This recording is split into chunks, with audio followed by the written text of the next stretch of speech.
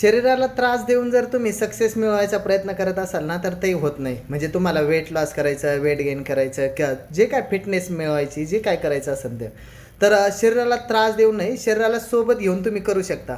म्हणजे समजा आता मला 10 किलोमीटर पळायचं आहे, उदाहरण घेतलं आहे. तर 10 किलोमीटर पळायचं आणि मी म्हणलं 10 दिवसात माझी 10 किलोमीटरची प्रॅक्टिस झाली पाहिजे, शक्य नाही. बरोबर. मला आधी सुरुवात 1 किलोमीटर, 2 किलोमीटर, ती 2 किलोमीटरचे काय दिवस करणार, त्याच्यानंतर 4 किलोमीटर होतील, 5 होतील, 6 होतील, 7 होईल. तर मग 1 वर्षानंतर 10 किलोमीटर मी रनिंग करू शकतो.